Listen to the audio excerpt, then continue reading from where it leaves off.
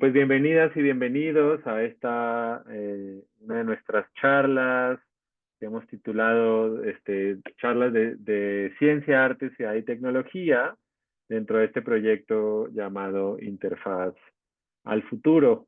Interfaz al Futuro básicamente es un proyecto multidisciplinario que está buscando fusionar temas de arte, ciencia y tecnología para abordar o por lo menos intentar como explicarnos entre nosotros aspectos fundamentales de ciertos temas como el cambio climático, la ciudad y el patrimonio. Y lo que estamos haciendo, proponiendo desde un grupo de trabajo de más o menos 10 personas que estamos vinculados al TEC de Monterrey de alguna manera, es crear una serie como de conversaciones, como este ciclo de charlas, pero también otros talleres teórico-prácticos, algunos ejercicios cartográficos, estamos planeando hacer como algunas caminatas y pues todo esto va a terminar en una exploración, digamos, artística que conjunte, como decía hace un ratito, estos temas de arte, ciencia y tecnología para crear diálogos, sobre todo como con la ciudad y en el espíritu del proyecto, pues diálogos con el futuro, ¿no? El futuro que nos espera a todas y a todos nosotros,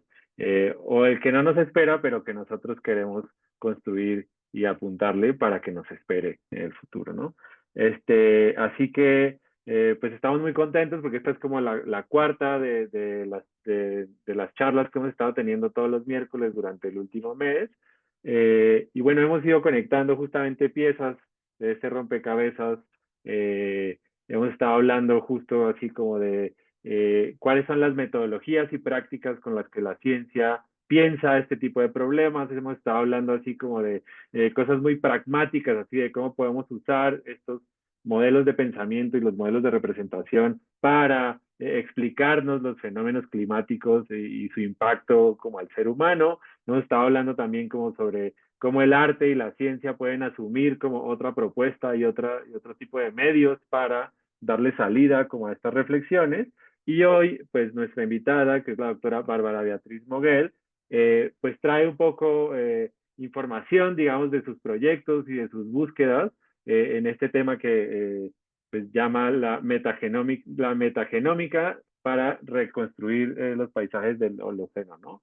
Y un poco, bueno, esta pregunta que planteábamos en las redes sociales como para invitar a la gente a esta plática, que es la manera en que yo reinterpreté cuando ella me contó la vez que conversamos en la invitación, cuando ella me contó un poco como qué es lo que hace, como cuál es su práctica y cuál es el tipo de proyectos pues yo le puse así como cómo estamos usando la ciencia para encontrar o interpretar las huellas y marcas que otras maneras de vida han dejado o están dejando en la Tierra para contarnos su propio presente, ¿no?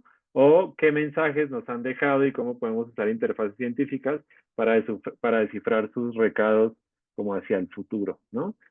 Así es que yo interpreté esta idea esta palabra de la metagenómica, ¿no? Porque al final, bueno, ya lo iremos viendo, pero es un poco como leer en los códigos de ADN de la vida, como cómo fue la vida de esas otras especies en algunos momentos particulares, pues eh, de esta gran era del Holoceno, ¿no? En la que nosotros, digamos, estamos muy al final, ¿no? De todo este tiempo planetario y profundo.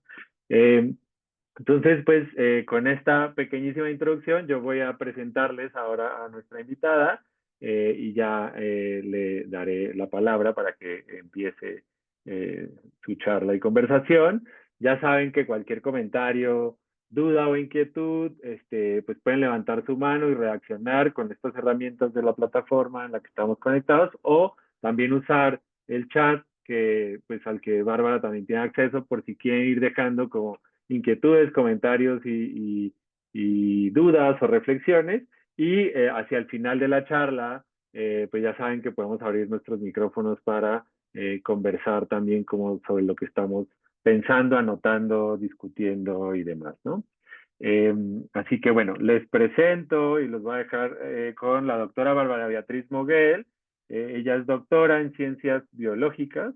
Eh, bueno, la doctora Bárbara Moguel es bióloga por la Universidad de San Carlos de Guatemala y realizó su doctorado en el programa de ciencias biológicas en el Instituto de Investigaciones Biomédicas de la UNAM, recibiendo la mención honorífica y siendo nominada a la medalla Alfonso Caso. Su formación está dirigida al área de ciencias genómicas, la metagenómica, paleogenómica ambiental, microbiota, biogeología, patógenos y bioestadística. Hizo su primera estancia postdoctoral en el Instituto de Geología de la UNAM, empleando metagenómica para reconstruir paisajes del Holoceno del lago de Chalco, ubicado en la parte central de México. Realizó su segunda estancia postdoctoral en el Laboratorio Internacional de Investigación sobre el genoma humano en la UNAM Juriquilla, estudiando el DNA antiguo a partir de suelos arqueológicos y restos humanos antiguos.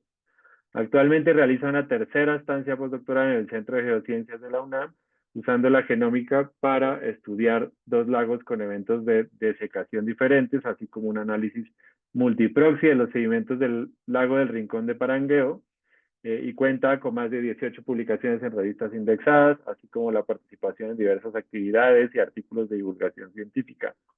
Bárbara también es miembro de la SEDA DNA International Society y la Organización de Mujeres en la Ciencia para el Mundo en Desarrollo, donde ocupa el cargo de vicepresidenta en el capítulo de Guatemala. Es miembro del Sistema Nacional de Investigadores Nivel 1 del CONACYT en México y en la Red Internacional de Ciencia, Tecnología e Investigación de Guatemala, lo cual resalta su impacto y liderazgo en la comunidad científica. Y para nosotros es un gusto y placer haberla invitado a sumarse a este proyecto y, por supuesto, aprender de este asunto, de cómo observamos los paisajes del Holoceno desde nuestro presente y conectándolo con la charla anterior, pues cómo este presente nos cuenta cómo fue el pasado y posiblemente cómo será el futuro. Bárbara, muchas gracias por la invitación y pues ya la llamada es toda tuya. No, pues muchas gracias a ustedes por la invitación, a ti, Paquico, y a todo el equipo. La verdad, me siento muy honrada de que me hayan invitado y además creo que es un reto bonito el hablar de ciencia con diferente público, lo cual lo hace todavía más interesante. Entonces voy a compartir mi presentación. Listo. Súper, ahí ya Bueno, está. listo. Eh, yo titulé la presentación Metagenómica para reconstruir paisajes del Holoceno, pero cuando estaba haciendo mi presentación, pues me dieron ganas de compartir con ustedes un poquito más de otros proyectos en los que estoy participando para terminar de entender cómo la metagenómica es una herramienta muy útil para entender no solo los paisajes antiguos, sino también los paisajes actuales y cómo podemos ir viendo estos cambios. Eh, bueno, ya me presentó muy bien Paquico, así que voy a seguir. Bueno, les puse esta imagen para empezar, porque creo que la curiosidad del ser humano sobre los ambientes del pasado y cómo estos han ido evolucionando a través del tiempo hasta llegar a lo que tenemos ahora en el presente, pues cada vez pues nos ha llamado la atención de diferentes maneras y algunos más que a otros. Y los científicos lo han tratado de abordar pues desde diferentes perspectivas.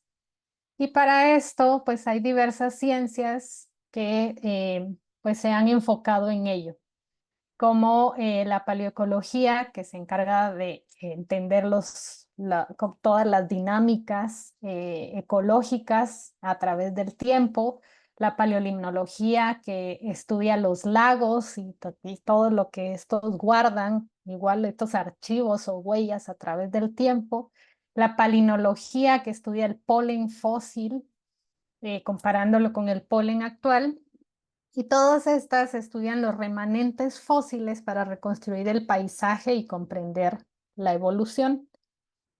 Pero también hay otras ciencias como la antropología, la arqueología o la paleontología que han buscado a partir de estos fósiles entender un poquito más cómo las civilizaciones humanas han interactuado o han tenido de alguna manera una relación con estos fósiles. Entonces, Tratan de explicar las dietas de los individuos, los contextos en los que se encontraron, patógenos asociados, entre otras preguntas de investigación. Sin embargo, todas estas ciencias tienen una limitante y es que no siempre hay suficientes restos fósiles para estudiarlos o los fósiles se encuentran fuera del lugar donde originalmente se depositó el organismo. Entonces, para ello, hace más de una década, surgieron los estudios del DNA y estos estudios empezaron tratando de recuperar el DNA de estos remanentes fósiles, eh, pues arqueológicos o de restos de otros animales de megafauna y se le denominó DNA antiguo.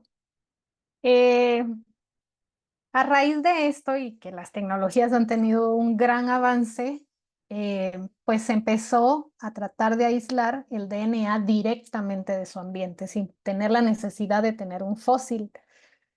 Y se logró con bastante éxito. Y a este DNA se le denominó DNA ambiental o environmental DNA, que pues ha tenido ya mucho éxito.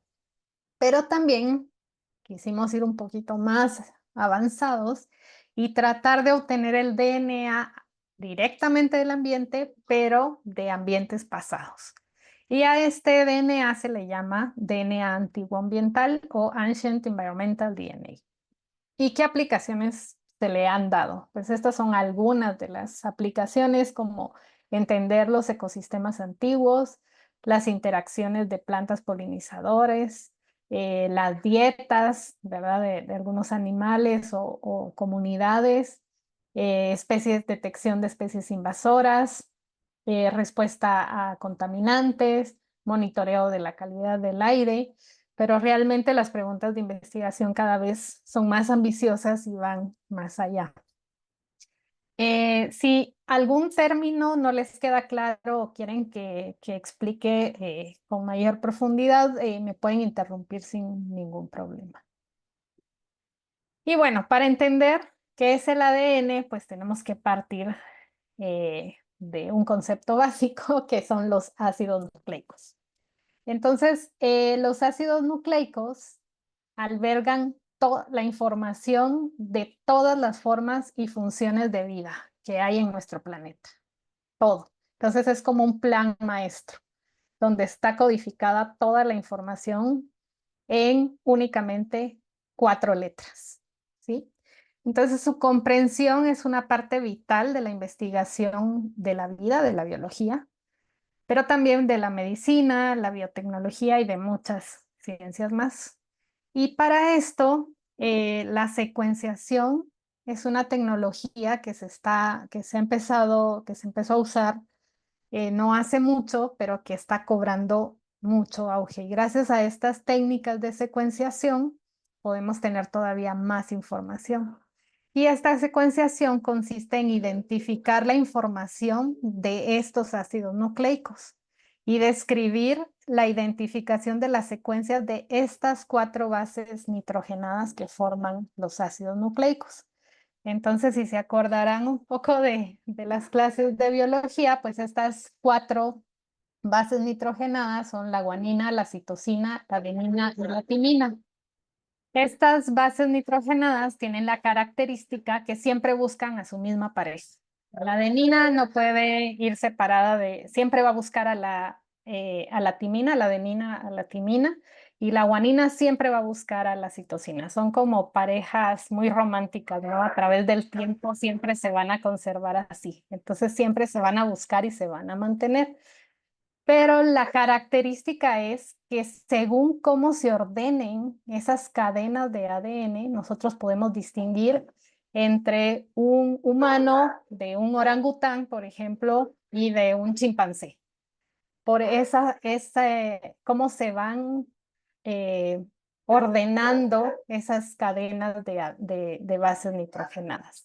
Y lo que hace la secuenciación es darnos justo esas lecturas, nos da muchas letras seguidas y nosotros podemos identificarlo con bases de datos. Y eso realmente es la metagenómica.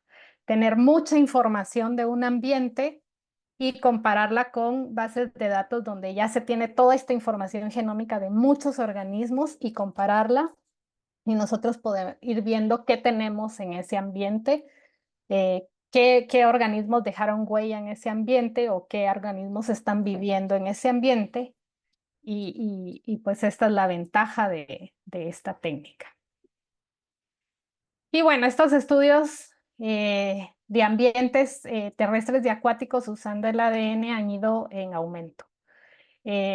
No hace mucho, apenas en el 2013, se empezaron a publicar algunos artículos y si se buscaban eran muy escondidos, pero a partir, no sé, creo que en la pandemia se inspiraron o nos inspiramos mucho, empezó a crecer este número de publicaciones. Y si ustedes ponen ahorita en el Google Environmental DNA, la cantidad de información que les va a salir, pues es bastante. Y bueno, sí, y tomando en cuenta que el premio Nobel del año pasado o antepasado, no me acuerdo bien, fue Svante Pabo, que fue el primero que empezó a trabajar con el DNA antiguo, entonces esto le dio todavía como otro boom a esta línea de investigación tan novedosa.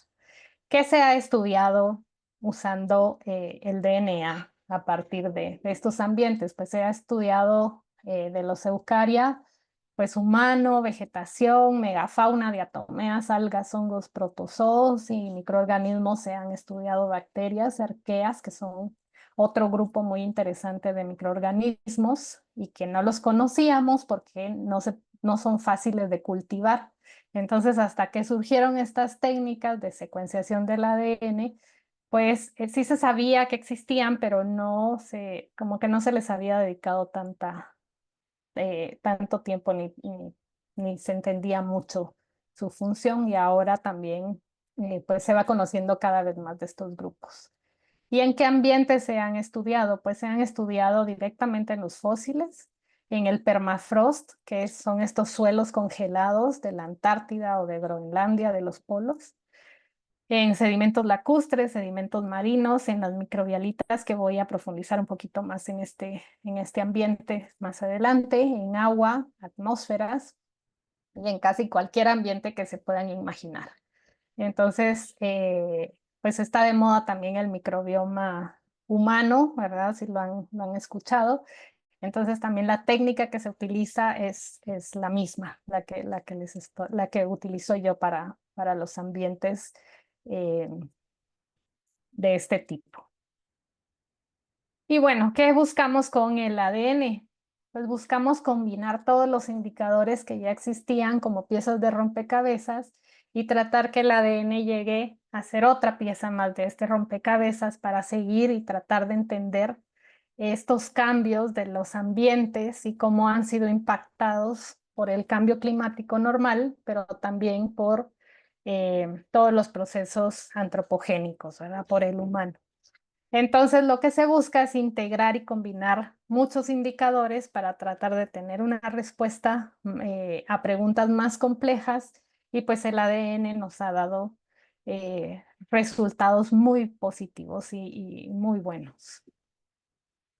Y entonces los estudios que están basados en el ADN, pues son, como les decía, son estas técnicas genómicas en las que se toma la muestra directamente del ambiente, que puede ser casi cualquiera, puede ser cualquier ambiente.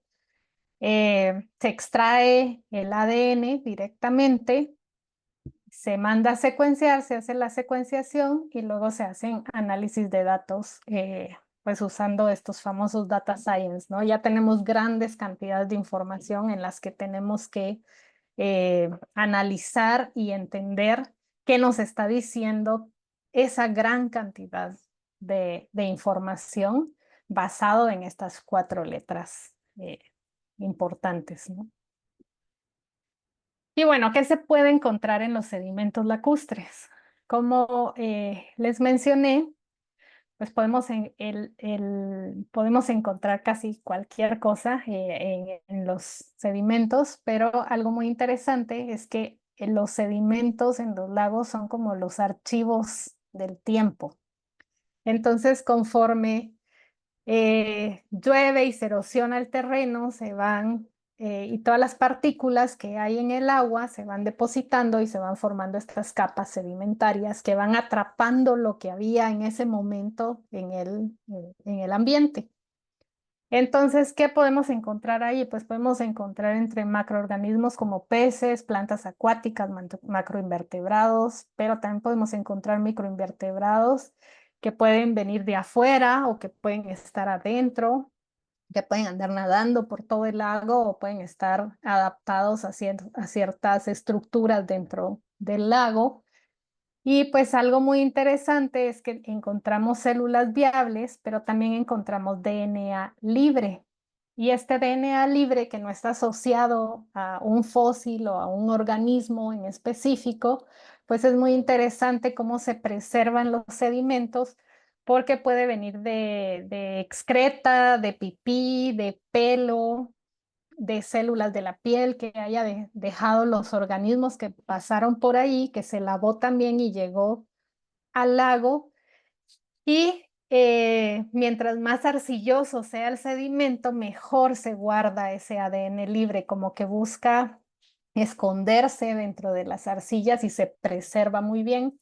Entonces lo que nosotros hacemos son una serie de reacciones para lograr sacar ese ADN de que quedó atrapado en las arcillas y de esta manera tener esa información. Y eso ha sido muy interesante porque a partir de ese ADN libre que no necesita fósiles, se ha logrado reconstruir pues la historia evolutiva de muchas especies, como de caballos, de osos, por ejemplo, y hace 2 años o 3 salió el artículo de una cueva en donde convivían neandertales, donde también se hizo este estudio, porque las cuevas también tienen estas características, no como los lagos que van depositando de esta manera, pero también van guardando información y en la que se describió que tanto que diferentes grupos de homínidos usaban esa cueva y habían convivido a tal punto que había entrecruzamiento entre ellos.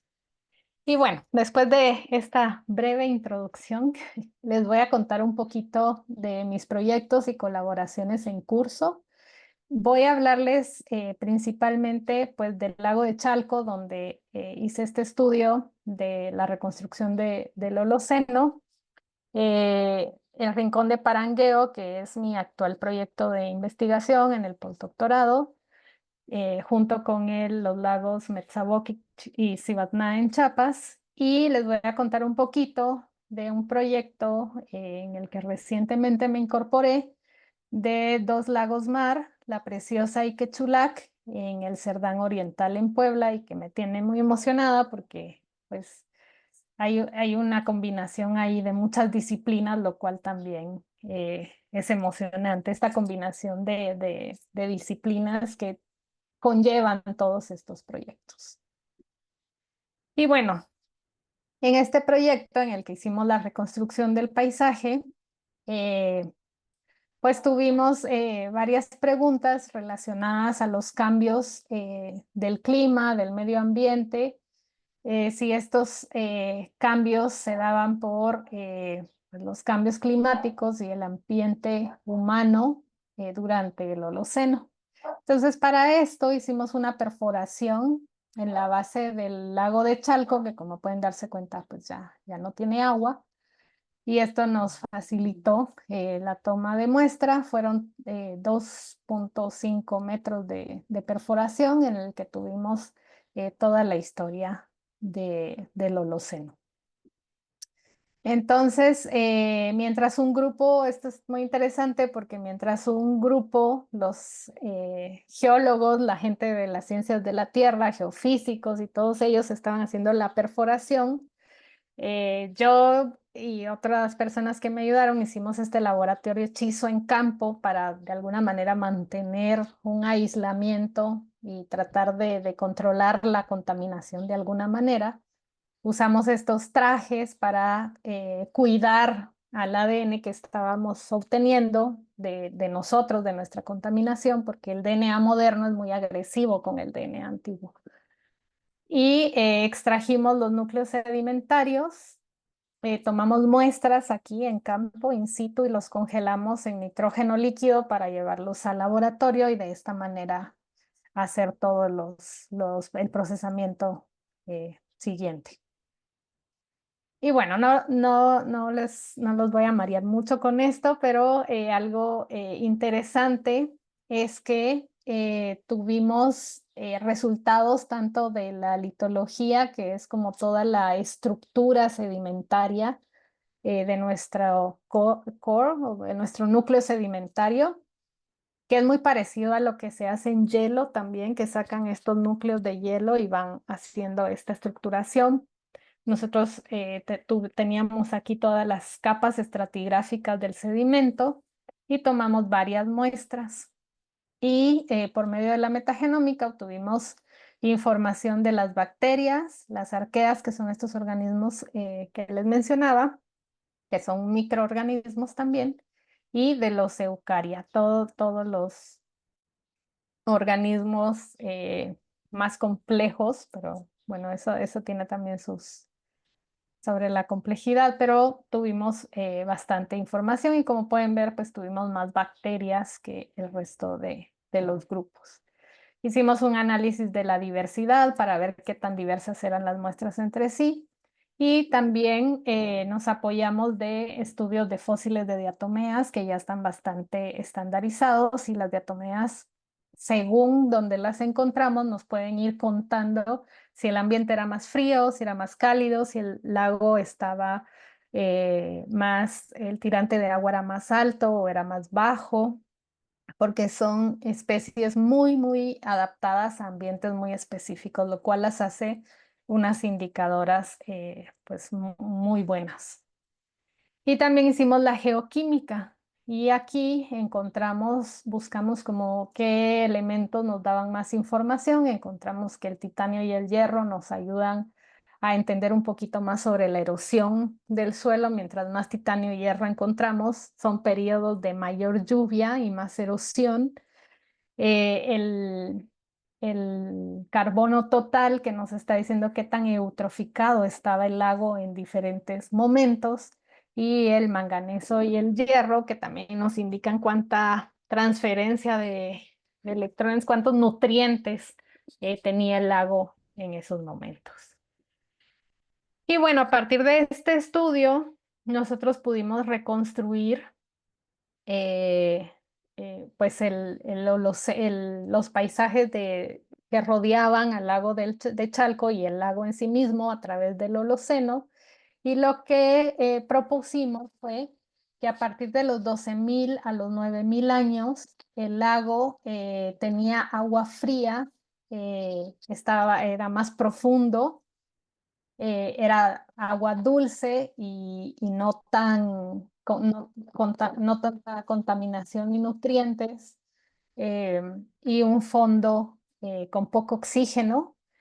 Y algo interesante es que encontramos muchos hongos micorrízicos y normalmente los hongos micorrízicos están asociados a paisajes, a bosques bastante conservados. Entonces, tenemos la idea de que en este momento el clima era muy frío y el paisaje que se observaba era como de alta montaña, un bosque de pino encino bastante bien preservado. A partir de los 9.600 a los 6.000,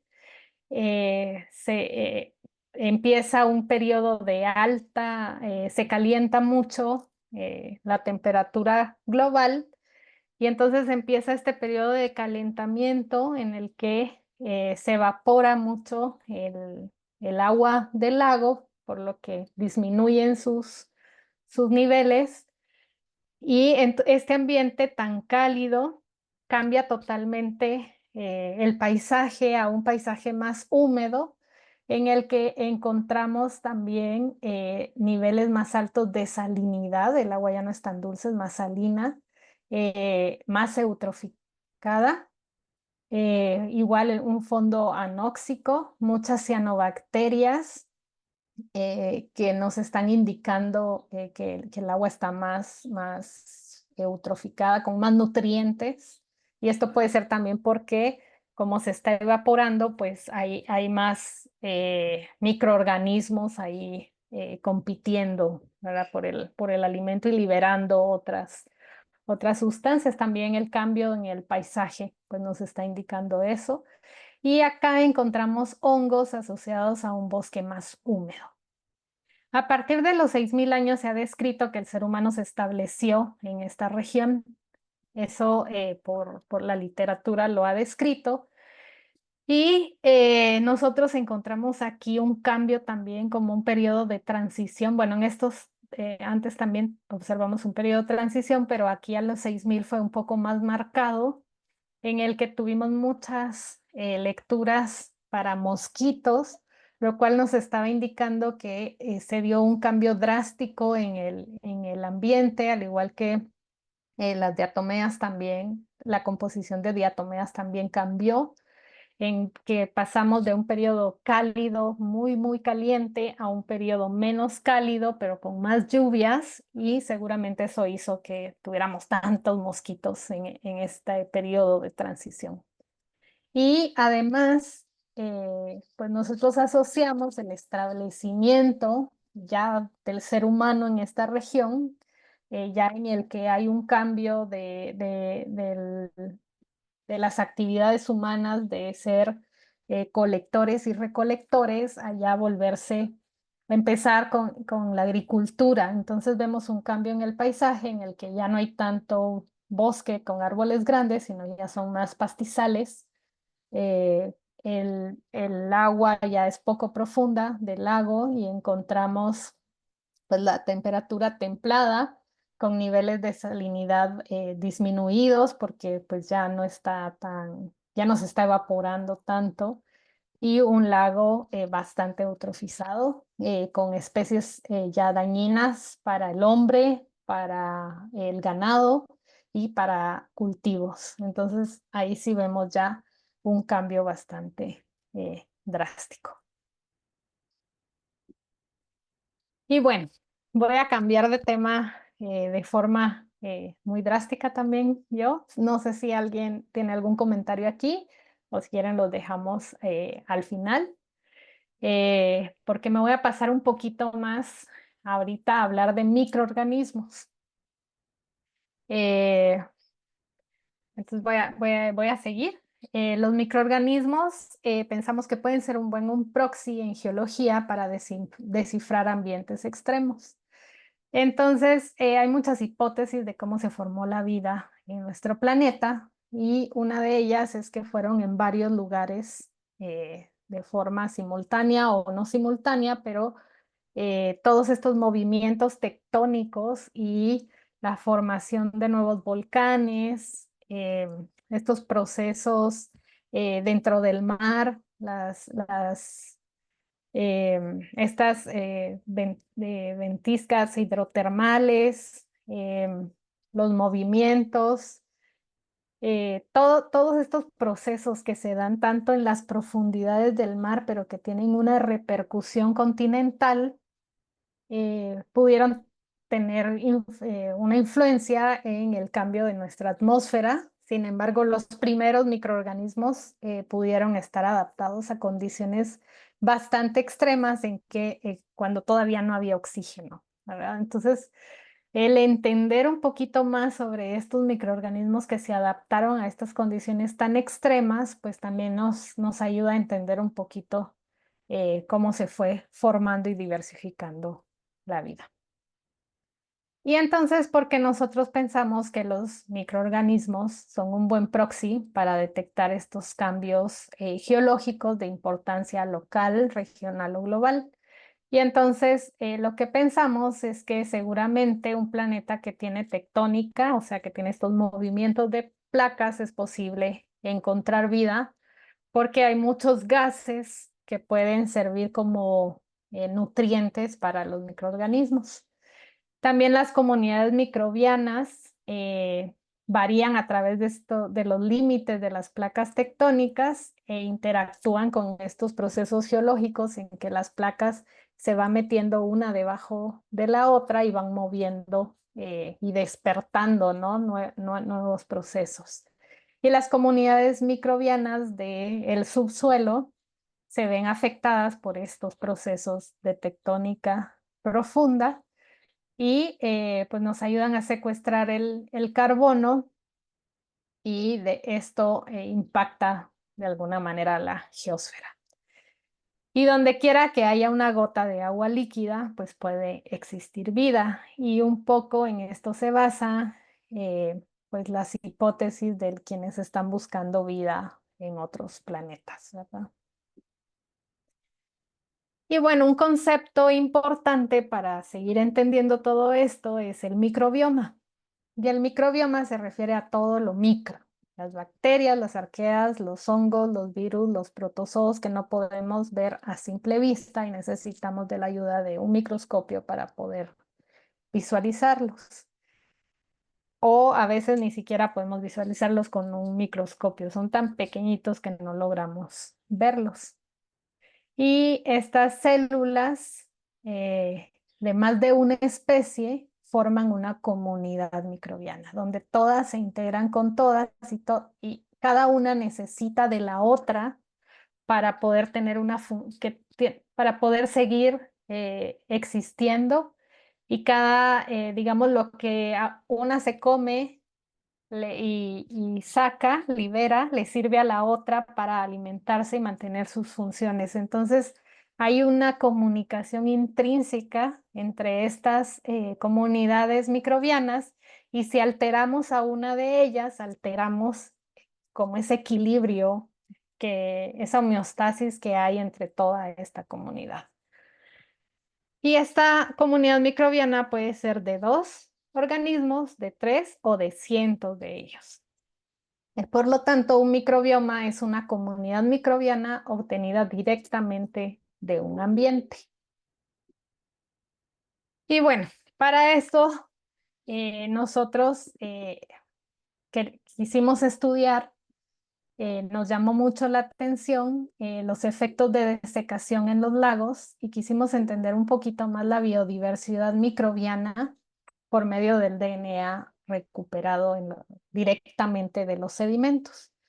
Y estudiamos unas muestras del lago Tsivatna, que está, y más bien es del lago Metzabok, aquí cometí un error, pero están uno al lado del otro, que es un lago kárstico situado en la selva lacandona de Chiapas, y el cual se sufrió un proceso de desecación drástico en el 2019, que en el transcurso de 2 a 3 semanas se secó el lago y los niveles del agua bajaron drásticamente. Y el lago Rincón de Parangueo, que es un lago cráter y ha estado sometido a una desecación gradual desde hace aproximadamente 40 años y que a la fecha pues ya casi no quedan pocitas de agua, que en el verano pues es más triste todavía porque las pozas están más reducidas. Y para esto también hicimos en Rincón de Parangueo un estudio de alta resolución en el que hicimos una perforación de 10 metros de sedimento y llegamos a la base de los sedimentos del lago. Y cada 20 centímetros tomamos muestras para tratar de reconstruir esos cambios en el paisaje y entender también cómo los microorganismos se han ido adaptando a esos cambios que ha ido sufriendo el lago, aunque este lago sus sedimentos son tan dinámicos que no tenemos una sedimentación como tan tranquila y tan ordenada como en lagos más fríos, sino que de repente tenemos ahí un lodo que entró por movimiento. Pero esto también lo hace muy interesante porque nos está indicando que es un ambiente muy activo. Y bueno, este es el lago Tsivatna en el 2019, un paisaje bastante pues triste y fuerte de llegar al lugar y ver un lago así, totalmente, un lago de 30 metros de profundidad, verlo totalmente desértico. Y entonces este lago es un lago kárstico, uno de los más grandes y profundos de la selva lacandona. Eh, las rocas en la región están compuestas por depósitos, bueno, de calcio, lo cual le da las características al suelo. Es un pH neutro, ligeramente básico, y posee depósitos sedimentarios de los ríos que lo alimentan. Y sus sedimentos se han estudiado usando diversos bioindicadores para identificar las fluctuaciones pasadas de los niveles del agua. Porque platicando con la gente de la comunidad y haciendo un poco más de estudios, nos comentaron que estos procesos de desecación han sido cíclicos. De hecho, los mayas tenían como documentado que esto ya había sucedido hace mucho tiempo y volvió a pasar. Y lo interesante de esto es que trabajamos con un equipo transdisciplinario en el que los geofísicos también detectaron una falla asociada al terremoto del 2017 que pudo tener alguna relación con esta desecación tan drástica, como que hizo que se filtrara el agua de esta manera. Y bueno, nosotros pudimos colectar muestras que ya las procesamos, ya tenemos como los perfiles, pero todavía estamos tratando de tener un análisis más detallado. Y bueno, y el lago Rincón de Parangueo es un lago salino, bueno, este es un lago volcánico, que es de un volcán monogenético que hizo explosión y formó una explosión en la que la lava sube y al llegar al agua provoca una explosión que forma este cráter y se queda y normalmente se forman estos lagos por el manto freático y se van alimentando por agua de lluvia. Y este lago en específico es muy salino, tiene una salinidad muy alta y muy alcalino. Casi la última vez que lo medimos estaba casi en 11, súper fuerte. Y está situado en la parte central del cinturón volcánico transmexicano en Guanajuato, en el Valle de Santiago. Está compuesto pues de rocas también que tienen bastante calcio, tiene un pH muy alto y actualmente pues el suelo es alcalino, lo que queda ahí tiene remanentes de agua de diferentes tamaños. Y sus características es que tiene comunidades microbianas que les llamamos extremófilas porque se han adaptado a este ambiente tan salino, tan alcalino y también tan caliente porque esa base blanca que se forma hace que el ambiente siempre esté se refleje mucho el sol y esté muy caliente. Y pues toda esta información pues puede ser relevante para biotecnología, como bioremediación o generación de biocombustibles, etcétera, ¿no?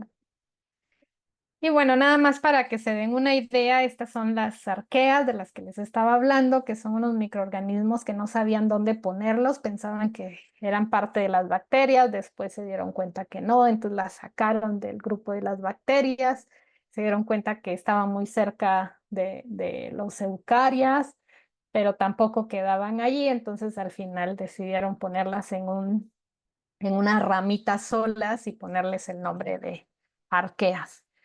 Y bueno, estos organismos están en todos lados y son muy importantes para estas comunidades microbianas. O sea, tienen una función muy importante al interactuar con las bacterias y los hongos y protozoos de estas comunidades microbianas.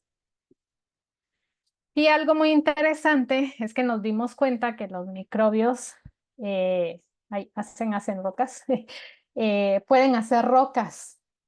Se alimentan pues del dióxido de carbono, que es crucial para el cambio climático, lo usan y ellos son felices en eso, usando el CO2 porque les da energía. y la transforman en oxígeno, un poco como el proceso de las plantas. Y entonces los microbios saben usar este gas y siguen creciendo y reproduciéndose y son muy felices. Y esto nos dio pues una pauta muy interesante para entender un poquito más el ambiente de Rincón de Parangueo, porque no sé si han visto estas estructuras.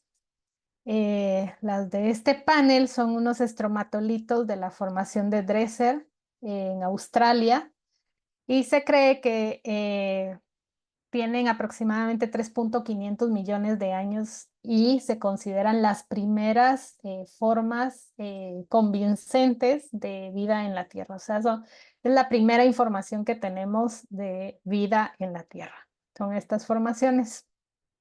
Y estos microorganismos pues tenían las características que les acabo de mostrar de usar los gases que habían en ese momento y empezaron a modificar la atmósfera, a generar oxígeno. Y actualmente tenemos las microbialitas, que son estas rocas que también seguramente las habrán visto si han ido a Bacalar o en algunos otros lagos, que tienen el mismo origen que los estromatolitos. La diferencia es que los estromatolitos son los fósiles y las microbialitas son los actuales. Y bueno, ¿qué son las microbialistas? Las microbialitas, pues atrapan minerales por la actividad microbiana, o sea, necesitan, hay una simbiosis ahí muy interesante entre vida y no vida. Usan todos los minerales que tienen a su alrededor. Y también se les dice que son un tipo de tapete microbiano con capacidad de litificación. ¿Qué significa esto? Que tienen la capacidad de formar rocas. Y también se encuentran en lugares raros y muy escondidos en el planeta. Se dice, ya, les pusimos como las rocas vivientes, porque tienen estas características y su principal función es liberar oxígeno. Y esto es muy interesante porque es una forma muy peculiar de vida que encontramos en Rincón de Parangueo. Y si pueden ir a visitar el lugar, se los recomiendo, es impresionante. Y pues si van al lugar y ven a las microbialitas, pues van a entender un poquito más qué es lo que se está formando allí, ¿verdad? Y bueno, estas son las microbialitas actuales de Rincón de Parangueo. Normalmente estas necesitan agua para seguirse manteniendo, pero en este lago que ya no hay agua, lo interesante es que siguen vivas y creemos que están usando los gases de efecto volcánico para seguirse reproduciendo y creciendo. Y bueno, otra vez, ¿verdad? Están aquí, están en México, hay en múltiples lugares y son unas formas muy interesantes. Y bueno, pero también que encontramos en Rincón de Parangueo, pues mucha basura. Y siempre me gusta poner esta fotografía porque yo estaba recogiendo la basura del lugar y me topé con que venía un tapete microbiano ya bien adaptado al plástico, lo cual nos está diciendo que de alguna manera ese impacto de la basura también está cambiando las comunidades microbianas y la capacidad que ellas, pues todo su ambiente lo estamos impactando y las interacciones que ellas tienen, pues también están cambiando. Y en este lugar, pues también estamos analizando los sedimentos, ya extrajimos el ADN y tenemos que hacer otro paso para tener ya los resultados de la secuenciación. Y este es el lago Rincón de Parangueo en mayo del 2024. Como podrán darse cuenta, pues quedan remanentes de pozas. En este momento estaban rojas, significa que estaban bajo mucho estrés. Y todo esto que se forma aquí son como biopelículas de sales. Todo esto que es muy, muy salino. Ahorita con las lluvias cambió un poquito el paisaje, pero pues ya casi no tenemos agua. Y bueno, ¿qué es lo que hemos tenido? Pues tenemos ya la diversidad para bacterias y arqueas y eucarias de diferentes puntos de muestreo de agua, de sedimento, de tapetes microbianos y de las microbialitas. Y también hicimos esta perforación de 10 metros en el que hicimos un análisis geoquímico para entender cómo van cambiando las condiciones en la profundidad del pH, la salinidad y cómo va cambiando la caracterización de los sedimentos. ¿Y qué queremos entender? ¿Qué tan abundantes son los microorganismos? ¿Quiénes son los microorganismos que tenemos? ¿Qué tan abundantes son y cómo están interactuando? Y para esto, si se dan cuenta, pues lo hacemos también en un laboratorio especial donde nos ponemos estos trajes otra vez para proteger el DNA de nuestro DNA moderno. También estudios complementarios a esto, pues está la tesis de mi estudiante Joquebed Vázquez, que hizo el análisis físico-químico de los 10 metros. Yesenia, que me está ayudando con el análisis taxonómico, ella está haciendo también toda la parte de DNA. Y con un grupo de estudiantes del ENES en el semestre pasado, hicimos también un estudio de microplásticos dentro del cráter, el cual estamos ya por enviar a publicar, en el que salió muy interesante y que hay microplásticos pues por todos lados, pero la zona donde venden comida es donde hay mayor acumulación de un grupo de plásticos y en la base del cráter de otro tipo de microplásticos que son los que pueden migrar más lejos. Eh, pero pues los microplásticos también es algo muy interesante de entender y de estudiar. Y bueno, el último estudio del que les quiero platicar, y muy rápido ya, es este estudio en estos lagos del Cerdán Oriental en Puebla. Estos lagos pues tienen agua y estoy colaborando con el doctor Jaime Cavazos y el doctor Gerardo Carrasco del Instituto de Geociencias eh, en donde vamos a analizar diferentes muestras de estos dos lagos para compararlos y en uno integramos al lago de Alchichica, que también está ahí cerquita, es un complejo de muchos lagos mar que todavía conservan agua y si se dan cuenta, hay de estas estructuras que les venía mencionando que son las microbialitas. Y bueno, uno de los objetivos es evaluar las comunidades microbianas en el agua de tres lagos de La Preciosa, Quechulac y Alchichica. Si se dan cuenta, Alchichica, si pasan por ahí un día y se bajan a ver, van a ver que todo alrededor está lleno de microbialitas y pues son estas condiciones muy específicas que les permiten que estos microorganismos que están formando estas rocas puedan vivir y reproducirse ahí y seguir haciendo más rocas. Y también en Quechulac observamos menos, pero también hay. Y en La Preciosa, pues hay una isla que son puras microbialitas. Ahí se adaptaron, les gustó vivir. Y bueno, estudios preliminares con ayuda de la maestra Carolina Muñoz del Laboratorio de Geoquímica Ambiental. Hicimos un análisis para ver la calidad del agua y encontramos pues que La Preciosa tiene mayor presencia de varios metales pesados en comparación con Quechulac. Por ejemplo, el arsénico que está un poquito por arriba de los límites permitidos, pero también tenemos otros metales que pueden, bueno, nosotros platicando pensamos que puede deberse a varios factores. Uno, que los mantos freáticos sean diferentes para La Preciosa y para Quechulac. No pensamos tanto que sea la geología en sí del lugar porque es muy parecida, pero sí que La Preciosa está cerca de una mina, entonces puede estar influenciada por la mina y que por eso acá tengamos más metales pesados, pero también está más eutrofizado que Quechulac. Y aunque este tiene un poblado mucho más chiquito, creemos que no tiene buenos tratamientos de agua. Entonces lo que están haciendo es que todas las aguas residuales se van directo a la laguna y está teniendo un impacto. Y bueno, también hicimos el análisis de aniones y también estamos viendo que en la preciosa pues tenemos más fluoruros, más cloruros, bromuros y sulfatos que también nos están indicando que el lago pues está más contaminado y más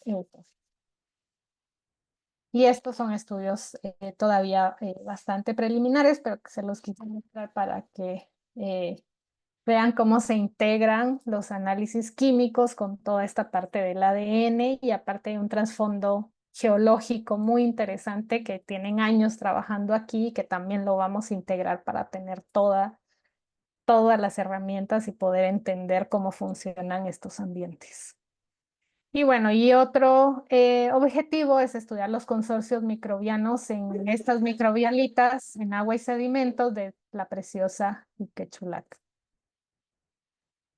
Y bueno, estos estudios abren la oportunidad de continuar explorando los cambios que han sufrido los ecosistemas a lo largo del tiempo en la región del trópico y el subtrópico y comprender un poco más su historia evolutiva. Y asimismo comprender el impacto a través del tiempo del cambio climático y del impacto humano. Y bueno, nada más, gracias a ustedes por aguantarme tanto tiempo. Y pues a todos mis colaboradores, que gracias a ellos y que realmente son un equipo transdisciplinario, pues hemos podido tener estos estudios tan novedosos para esta región de Latinoamérica, que creo que somos pioneros. Y a mis estudiantes, que también son una maravilla, y a los comunitarios, porque ellos nos abren las puertas de sus ecosistemas, de sus lugares, para que nosotros podamos continuar con estos estudios. Y pues la idea también es siempre regresar ya con los resultados y darles algo a cambio, ¿verdad? Ahorita estamos haciendo un curso de guías comunitarios en Rincón de Parangueo que termina este sábado y estamos muy contentos porque es una forma de retribuir un poco lo que nosotros estamos aprendiendo, pero también transmitirlo a la comunidad. Muchas gracias.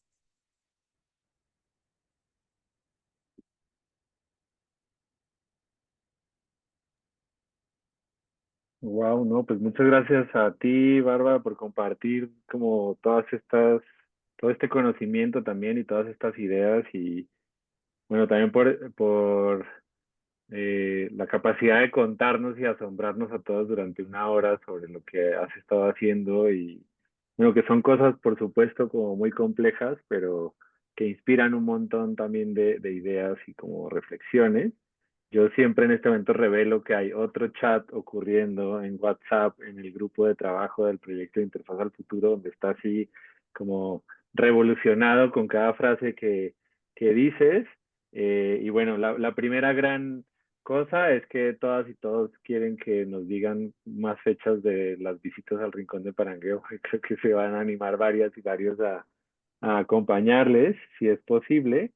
Y bueno, en serio, muy agradecido de aceptar la invitación y muy emocionado también pues, de habernos conocido, ¿no? A través de algunas referencias que salieron por ahí cuando preguntamos con quién sería interesante como mantener estas conversaciones y luego coincidió en que pues teníamos también a Vania Ferrer ahí de contacto en común, entonces ha sido muy grato pues que se han vinculado con estas charlas al proyecto.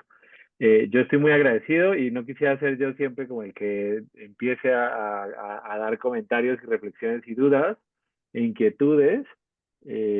Así que, pues, si están de acuerdo, abrimos micrófonos o el chat para que si alguien quiere comentar o preguntar o inquietar y reflexionar y aprovechar el tiempo con Bárbara, pues estaría increíble.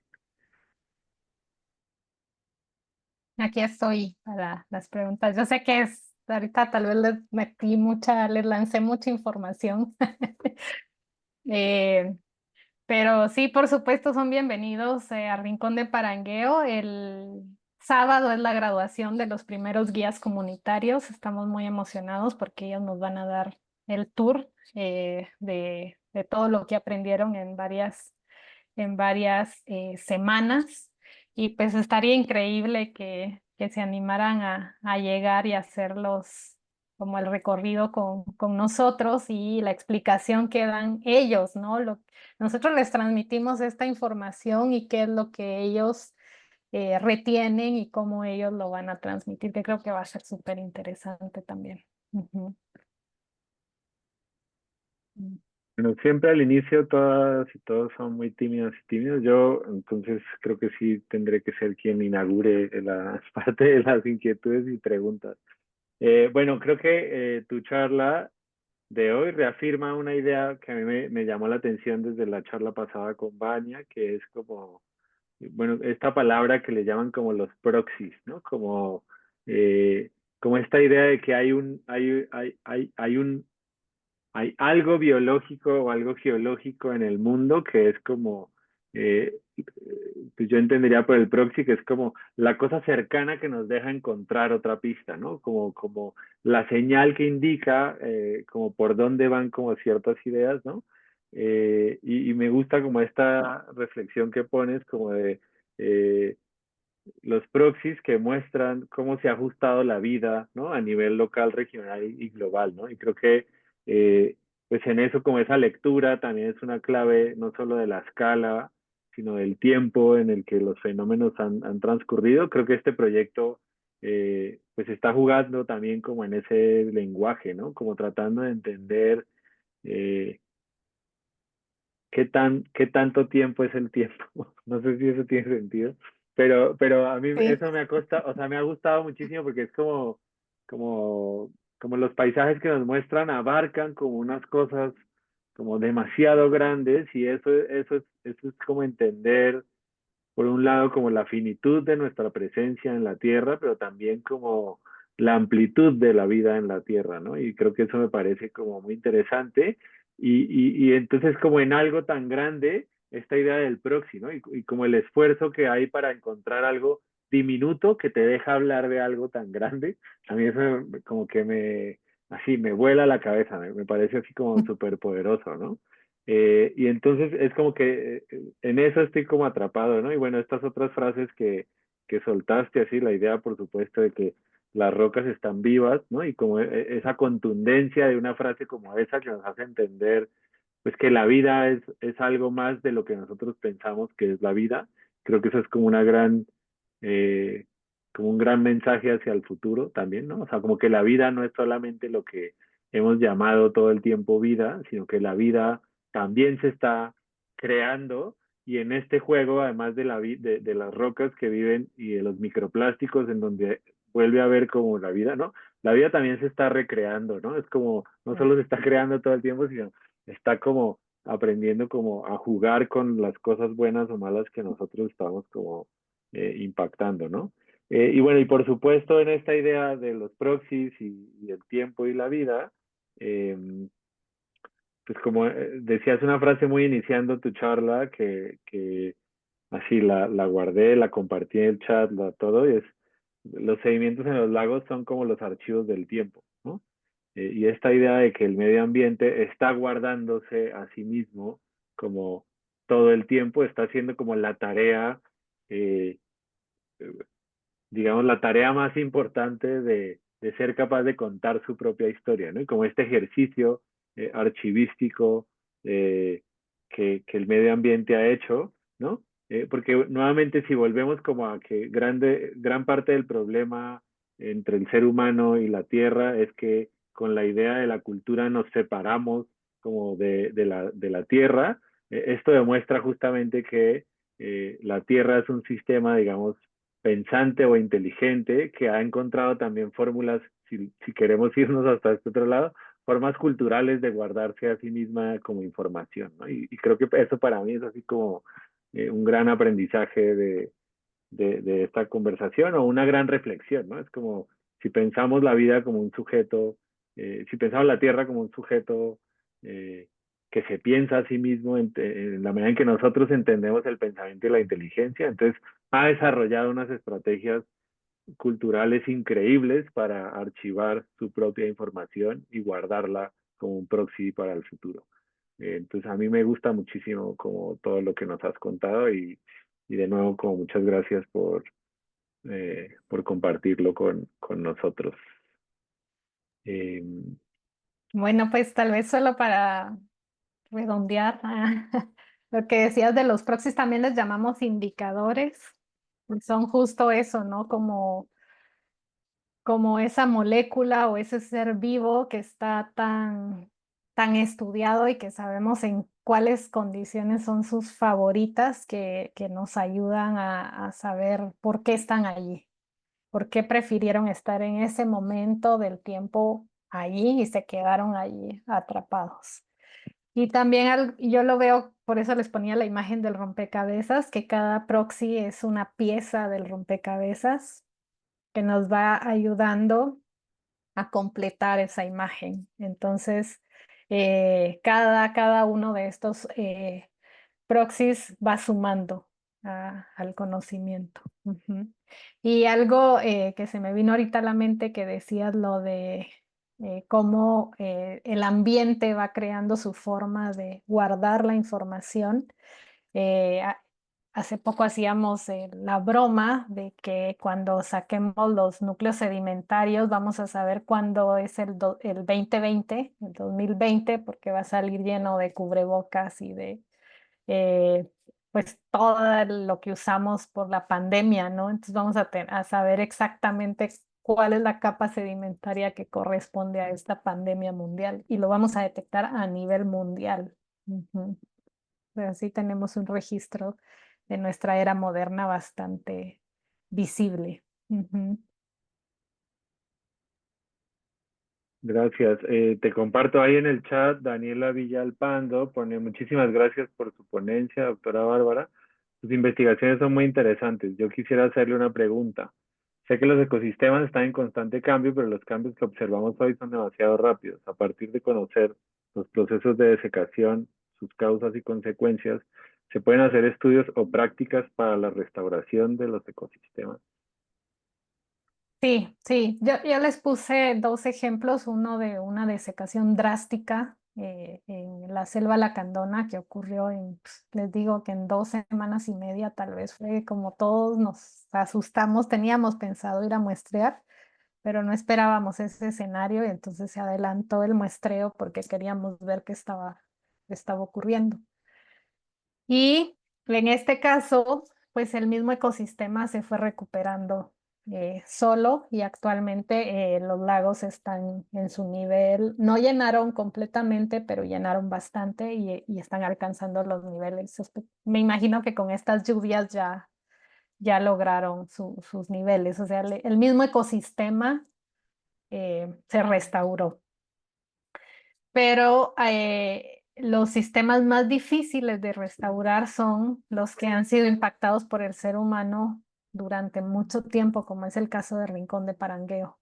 Entonces aquí desde los 80s se empezó una extracción de agua en el acuífero regional, en los alrededores del lago, en el que se empezaron a hacer pozos y pozos y pozos y pozos por todos lados y de manera desmesurada, lo que empezó a disminuir los niveles de todos los lagos, de hecho, de la región. Nosotros lo hemos visualizado más en Rincón de Parangueo porque es el lago que estudiamos, pero ya casi todos los lagos de por ahí están secos. Y en este caso, pues sí es bastante complejo. Creo que el ecosistema ya se modificó. No podemos restaurarlo al original porque ya las condiciones, la misma vida que hay ahorita no es la que estaba en los 80s. Entonces, lo que nosotros promovemos aquí es mantener lo que hay ahorita y no seguirlo degradando. Entonces, por ejemplo, están estas microbialitas que son tan características. El ambiente por sí mismo es muy increíble. Llegar al lago, al cráter y ver ese paisaje es impresionante. Entonces, tratar de transmitirle eso a la gente de la comunidad. O sea, ya no tiene agua el lago como ustedes lo veían hace algunos años, pero este país tienen un bosque preservado, muy bien preservado, tienen estas microbialitas, o sea, uno llega a ese lugar y está respirando oxígeno de alta calidad, ¿no? En ese lugar el oxígeno es de súper bueno, tenemos el oxígeno de las plantas que están ahí, más el oxígeno de las rocas que están produciendo de las microbialitas. Entonces, estos puntos son los que tratamos, tal vez ya no de restaurar a un ambiente original, sino de preservar lo que se tiene y quizás en ambientes muy contaminados, allí sí se puede usar la biorremediación para tratar de que estos mismos microorganismos que saben comerse, por ejemplo, en los derrames de petróleo se están usando mucho, porque estos microorganismos han aprendido a usar estos derrames para limpiar el ambiente. A ellos les gusta, entonces, qué mejor que usar lo que se ha encontrado ahí para ir remediando. O por ejemplo, estos microorganismos asociados al plástico, probablemente estos microorganismos nos ayuden a encontrar alguna solución para degradar el plástico, ¿verdad?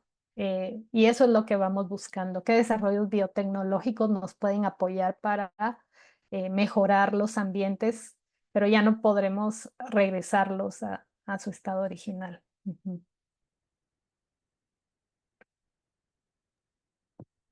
Y creo que en la misma línea de esa pregunta y como nos contabas también antes o sea, esto, ¿no? Como la incapacidad de regresar a los estados anteriores y además como la capacidad que tenemos ahora de notar justamente como en qué momento, ¿no? La presencia humana tiene como un impacto. Vania también comparte en el chat una pregunta, Vania Ferrer, dice, yo tengo una curiosidad, a causa de los cambios introducidos por la presencia del hombre, quien induce directa o indirectamente químicos en el ambiente de las microbialitas, estas podrían cambiar o evolucionar genéticamente o en su funcionalidad en el ambiente en un futuro. Sí, no, pues gracias, Vania. Vania también le tengo que agradecer porque es parte de que estos proyectos se lleven a cabo. Eh, sí, yo lo que he pensado, por ejemplo, se creía que las microbialitas estaban vivas cuando estaban en agua, estaban sumergidas en agua. Y resulta que estas microbialitas que nosotros tenemos en Rincón de Parangueo ya quedaron muy lejos del agua. Pero si les quitas un pedacito chiquito solo para el estudio, no para degradarla, vemos que hay formaciones de colonias, vemos colores verdes, morados, y esos son indicadores de que ahí hay actividad microbiana.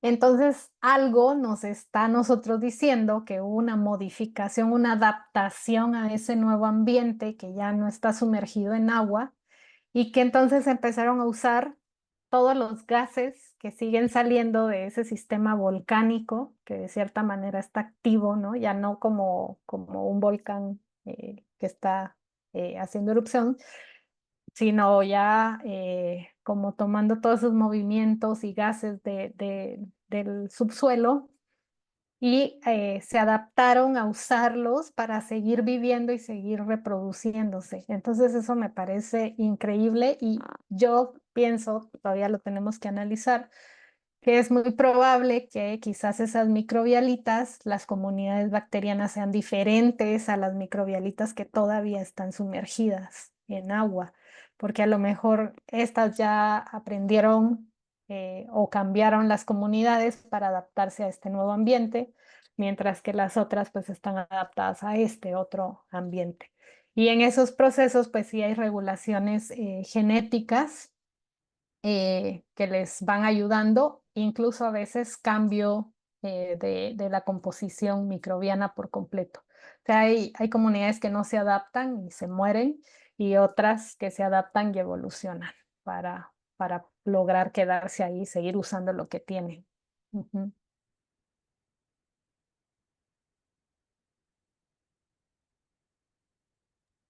Pues ahí están poniendo caritas de sorpresa con tu comentario. Creo que Chucho está listo para participar también Romper de la el hielo. charla. Hola, Hola, ¿qué tal? muchas gracias por la plática, de verdad fue increíble y también, sí, tomando notas así a toda velocidad y creo que todo el equipo sí también está muy emocionado con esta idea, sobre todo por las conversaciones que son, me parece, sí, como algo que puede ser muy conceptual en otra disciplina, digamos, que en este es muy concreto, pero es un poco la misma idea. Y creo que a mí me gusta mucho y me gusta mucho pensar como en los procesos de trabajo de campo, ¿no? Como de, primero la idea de que el medio ambiente es un archivo en sí, que podemos tomar información de ese medio ambiente para entonces ampliar y como prospectar como otros mundos, ¿no? Como otros dentro de ese mismo lugar, ¿cierto? Y me gusta mucho, me gusta mucho que muestras el trabajo de campo, ¿no? Lo que significa ir a ese lugar, hacer un hoyo de 10 metros, sacarlo, congelarlo. Es todo como, ¿no? Tenemos que cuidar el DNA del medio ambiente. Me parece como artista y creo que nosotros, como en todas nuestras conversaciones, esto es como muy performático, ¿no? Es como todo súper bello, como sacarlo y llevarlo congelado y luego analizarlo. Y hay una parte que creo que esto es más como la pregunta, que es, se traduce obviamente a un montón de información, a un montón de datos y que después se traducen a gráficas y que finalmente se traduce como una imagen, ¿no? Que creo que no, si nos mostraste 3 imágenes del lago, y eso me llamó mucho la atención y creo que la pregunta es más concretamente como ¿qué otros medios crees que se puedan utilizar para... Digo, no quiero decir que la imagen se queda corta porque ayudó mucho como a tener una sección del lago, pero qué otros medios se podrían utilizar como para comunicar o como para imaginarse lo que los científicos o ustedes los científicos ven en un montón de datos? Y me imagino que al ver el informe o al ver los datos cuando se empiezan como a arrojar, también ustedes empiezan a tener como una especie de imagen como de ese lago hacia atrás, ¿no? Así como 3 etapas o 4 etapas. Y sí, creo que hay como unos ejercicios de traducción o como de traducción entre medio y medio que me parecen muy súper interesantes y creo que sí, como qué otros traducciones te podrías imaginar, por ejemplo, de como de estos como mundos que arrojan los datos, ¿no? Sí, gracias. Pues ahorita me hiciste pensar que no les dije algo y que para nosotros Rincón de Parangueo se ha convertido en nuestro laboratorio natural, porque cada vez que vamos está diferente, es impresionante. Entonces, eh, tratar de entenderlo ha sido muy complejo y creo que eso es lo que más nos apasiona, ¿no? Llegar y ahora qué pasó, y ahora se hundió más y ahora seguramente Vania les comentó esto, ¿no? Del hundimiento. Y entonces, sí, por ejemplo, cuando yo hice este estudio, que era muy nuevo para México, no había nadie, o sea, yo venía de un área muy diferente a lo que estoy haciendo ahora. Y no sé, yo creo que en mi lapsus de maternidad estaba como me tomé 9 meses de maternidad cuando terminé el doctorado y estaba buscando qué hacer y me ponía a leer como eh, trabajos en otro lado y me llamaba mucho la atención en Noruega porque estaban haciendo estos estudios de DNA de sedimentos del lago. Entonces le pregunté precisamente a una amiga que hace paleolimnología, le dije, oye, ¿y en México quién está haciendo DNA en sedimentos? Y me dijo, pues nadie, nadie se anima. Y yo le dije, ay, pues yo quiero intentarlo. Me dijo, ¿en serio? Y yo, sí, quiero intentarlo. Me dijo, bueno, escribamos o escribe una propuesta, la revisamos y se la mostramos a mi jefa. Entonces empecé a escribir la propuesta con lo que yo había encontrado que hacían en Noruega. La verdad no tenía nada de idea o sea, me faltaba, tenía muchas carencias de conceptos, yo no había trabajado en lagos, tenía la parte genómica nada más. Y con mi amiga, pues me ayudó a enfocar un poco más el proyecto, se lo mostramos a su jefa, le gustó y dijo, pero no tengo dinero. Y entonces lo mostré a otro investigador que había sido parte de mi comité tutorial y me dijo, yo sí tengo dinero y te apoyo. Y yo, no fue así, fueron como muchas reuniones, pero al final me dijo, te voy a apoyar. Entonces fue como ir explorando este mundo. La verdad creo que sí fueron las hormonas del embarazo, porque no sé si ahorita me animaría a hacer lo mismo otra vez, de lanzarme al agua en un campo tan nuevo y que nadie estaba explorando. No tenía a alguien cerca que me dijera, vas bien o lo estás haciendo bien o mal o no lo hagas así. Pero realmente construimos un equipo multidisciplinario en el que un investigador, Luis David Alcaraz, que trabaja metagenómica en suelos agrícolas, me ayudó muchísimo, sus estudiantes me apoyaron muchísimo. Pero entonces, cuando yo tuve toda esa cantidad de datos frente a mí, era una emoción, ¿no? Ay, tengo caballo, ay, tengo ADN de un canis, ¿qué será? En ese tiempo ya habían perros o no, tal vez eran coyotes que andaban por ahí.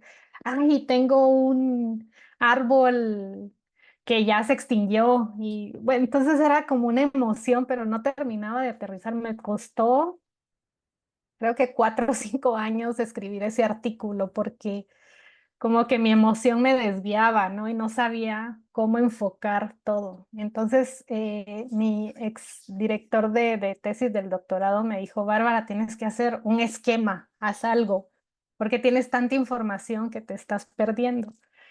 Entonces así fue como empecé a organizar cómo era en este tiempo y empezaba a hacer mis dibujos, como, a ver, ¿qué tengo? Tengo esto, entonces el lago era así y cómo me lo imagino así. Entonces tengo mis bosquejos de cómo me iba imaginando yo que iban cambiando los paisajes a través del tiempo, pero unas cosas espantosas que de verdad yo decía, esto no es publicable. Entonces conocí a una chica que hacía dibujo científico y entonces también me ayudó mi exdirector del doctorado, me dijo, mira, ella hace muy buenas ilustraciones científicas, le podemos preguntar, tú ponte de acuerdo con ella y yo te ayudo a pagar la ilustración. Y yo, wow, o sea, encontré gente de verdad que me ha apoyado muchísimo en el camino. Y entonces con ella le llevé mi idea y empezamos como a armar los bosquejos, ya ella en la computadora, y entonces yo le iba diciendo, no, pero tal vez muévele aquí, esto era así, y luego les hacía la presentación al resto del equipo y me decía, no, cámbiale, muévele. Y bueno, al fin quedó el primer bosquejo, que es el que está en el paper publicado, que es muy científico. O sea, si van a buscar el paper y ven, a mí me gusta, y de hecho a la gente de ciencia le gusta más ese esquema que el que les mostré ahorita porque es como más cuadrado. Pero yo quería también algo más ilustrativo, más artístico. Entonces contacté a un chico que le gusta la ilustración científica, pero él sí usa técnicas como más de artísticas. Y entonces me tradujo esta imagen a algo un poco más artístico, es el que uso para las presentaciones. Y entonces me di cuenta de la importancia de transmitir tus ideas de una forma. O sea, yo tengo mi mente, todo lo que quiero decir y me emociono y no sé cómo expresarlo, pero tengo que tratar de aterrizarlo y que alguien con una mente más artística me dé como otra idea de cómo puedo empujar todo ese performance que tengo yo ahí metido, ¿verdad? Y que quiero sacar, pero no sé por dónde. Entonces, pues algo que a mí me dan ganas como de hacer son como videos en el que se vaya reconstruyendo cómo va cambiando que no sé, que creo que hay algunas cosas parecidas con inteligencia artificial, pero no me terminan de llenar porque no les falta como ese toque, ¿no? Pero sí que tú pudieras ver como un video más móvil en el que vas viendo esos cambios, cómo llega el ser humano, impacta en el ambiente, empieza a cortar los árboles, ya solo queda pasto, queda agricultura, y cómo ese impacto que tenemos los humanos cambia el entorno, cambia el lago se empieza a contaminar, cambian las especies, o sea, como algo más fluido, sería como súper bonito. Pero también, no sé, pensando ya como más, tal vez más loco, más, no sé, aventurarse como igual en una presentación o en una obra de teatro en la que se pueda como transmitir esa, esos impactos naturales, pero también esos impactos que provocamos, ¿no? Como entender, y creo que tal vez sería algo bastante abstracto, pero que podría también de alguna forma impactar de forma visual, que al final es lo que... Y tocar el corazón, porque yo siento que, o sea, mi artículo fue como una experiencia muy, no sé cómo llamarla, porque les digo que la idea surgió en este momento en que mi cerebro estaba ahí medio con oxitocina a altos niveles, pero también la publicación salió el día de mi cumpleaños, después de 4 años de pelear y bueno, fue un camino muy duro y cuando salió publicado el día de mi cumpleaños, entonces también fue como, ay, lo logré y fue mi regalo.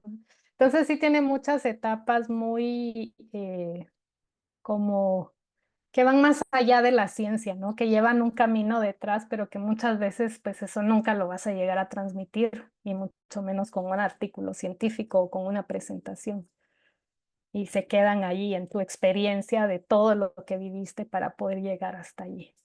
Ujú. Tengo que pensar en más, pero pienso que hay muchas formas como de ir expresando este camino. Ujú. Increíble, muchas gracias.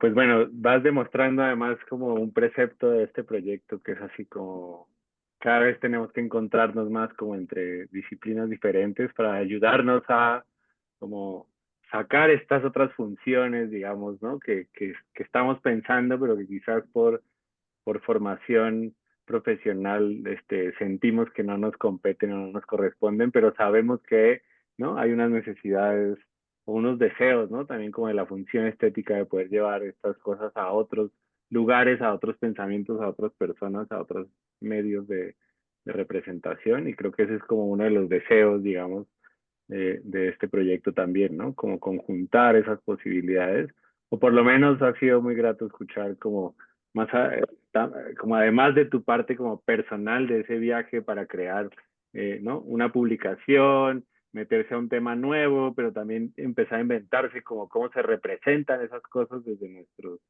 ¿no? Desde nuestros conocimientos, comprensiones y capacidades, pues también es como cómo necesitamos otros. A mí me ha gustado mucho en tu presentación cómo todo el tiempo estás nombrando como las otras personas con las que has rebotado una y otra vez como ideas, intenciones, posibilidades, deseos, necesidades, y creo que eso es como nutrir de manera muy humana como lo que hacemos en el día a día, ¿no? Que a pesar de que es nuestro trabajo, pues como que necesita también el reconocimiento y el apoyo como de otras personas. Pues muchas gracias también por compartirnos como estas partes más personales y emocionales de la vida científica, ¿no?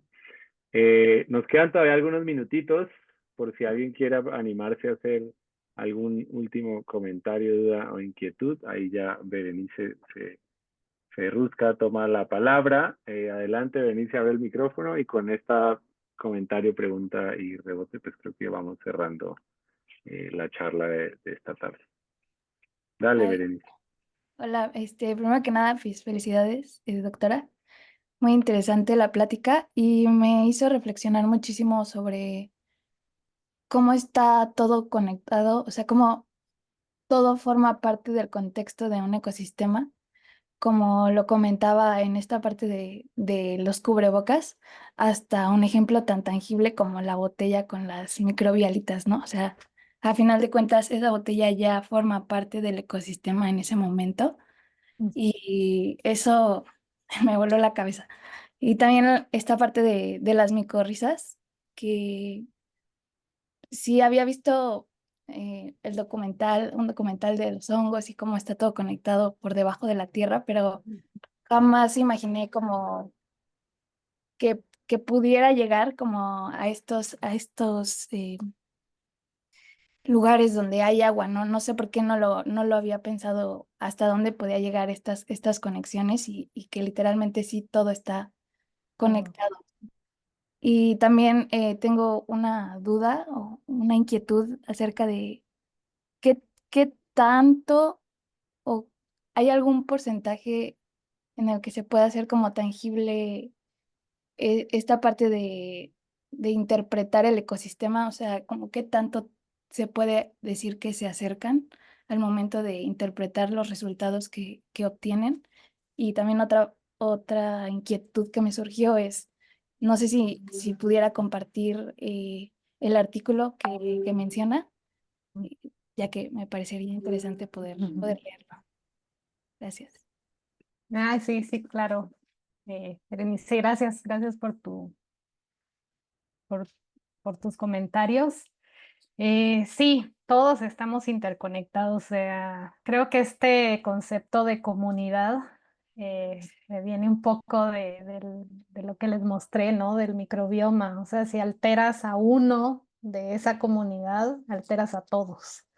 Entonces, pues para nosotros también, ¿no? Cuando somos un equipo y uno no se siente bien o uno está alterado, uno está fallando, pues de alguna manera se refleja en los demás, ¿verdad? Somos parte de esa comunidad, todos somos comunidad y lo vemos desde los microorganismos hasta nosotros. Entonces, eso es muy interesante. Y esto de los hongos, pues es también muy bonito porque pues refleja de una forma más visual cómo se interconecta todo por debajo de la tierra, ¿verdad? Como todos estamos enraizados de alguna manera. Y bueno, ¿qué tanto nos aproximamos a la realidad de lo que fue? Pues cada uno de estos proxies aporta información dura, digamos, para lograr acercarnos de la manera más fiel a cómo quizás fue ese paisaje. Entonces, lo interesante es que si tú estás estudiando nada más un proxy, un indicador, seguramente tu aproximación al pasado va a ser como muy. Haz de cuenta como que vieras una figura borrosa, pero si tienes dos proxies, tú vas afinando un poquito como el detalle con el que logras ver esa imagen del pasado. Entonces, cada uno de los indicadores o estos proxies que usamos va sumando información, pero información robusta que nos permite luego hacer modelos matemáticos para poder tener estas modelaciones que seguramente han visto de cómo va a aumentar la temperatura a tal año, de cómo se están modulando estos cambios y esto es gracias a todos estos estudios y estas aportaciones que cada uno de estos indicadores va sumando. Pero mientras más información tengas de un mismo sitio, mayor claridad y fidelidad tienes en la imagen del pasado que estás reconstruyendo. Ujú. O sea, cada dato cuenta. Ujú. Gracias, doctora. Y les mando el artículo, sí, por supuesto. Yo feliz. No sabría, bueno, no sé si tenemos los datos de contacto de Bárbara, pero bueno, me entendería como que ustedes se conocen por la pregunta. ¿Eres su profe? No. No, Entonces si pues me lo sí, pasas, o sí, cómo sí, sí. hacemos para la entrega de los artículos, porque yo no tengo correos de todas y todos, no sé cómo hacemos eso. Yo puedo mandar un correo o Bárbara, Berenice, O si nos a dejas tu ver, correo ahí en el chat, estaría, perdón, porque fue la única cosa que sé que si no lo acordamos ya, no, luego no tenemos cómo lograrlo. Ah, sí, ahorita la Eh, mando. Súper, también gracias. sí pueden googlear, ahí les puse Mogelet al 2021 Eso, metagenómica Chalco. más eh, fácil. Creo que les sale, ajá, si lo googlean así directamente. Súper. Ujú. Sí, porque si no, luego me quedé con la inquietud de que no iba a lograr el compromiso de hacer llegar De hacer llegar. al Ay, destinatario. ok, pensé que Berenice era parte del grupo, por eso. No, y por eso me da mucho gusto que esté Mm, aquí, solo que no súper. sabría.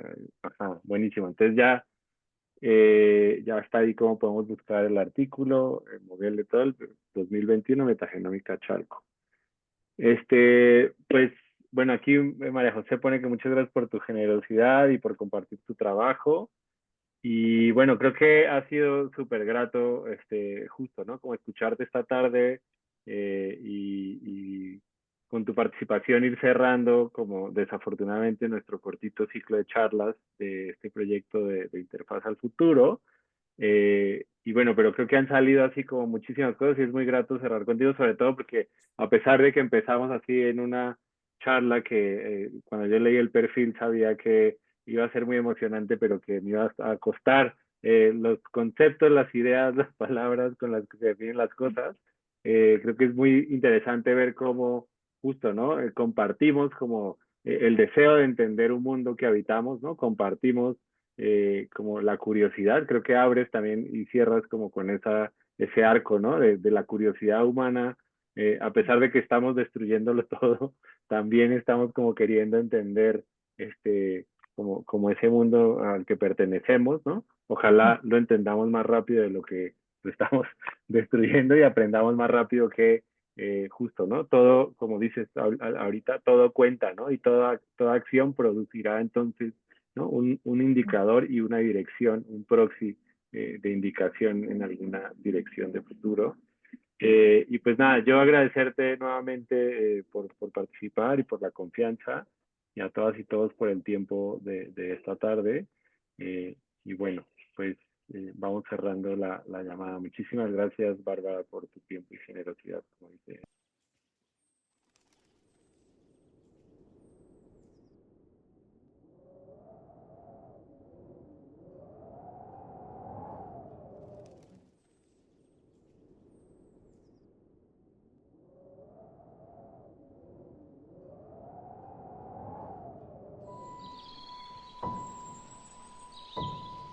En las charlas que hicimos por Zoom, pues eran charlas con profesionales de gran calibre de la ciencia, ¿no? O sea, gente con doctorados que entiende modelos matemáticos de muchísima complejidad y aún con todo ese conocimiento, al plantear una discusión de divulgación con un equipo de investigación artística, había cierta así como susto, ¿no? O sea, como yo, que soy un doctor en geociencia, ¿no? Voy a hablar como al tú por tú con gente que se dedica al arte, como si fuera como incomunicable, intraducible. Y la experiencia al final ha sido como muy gozosa, porque pues resulta que sí nos entendemos, ¿no? Y resulta que sí hacemos un esfuerzo de comunicación.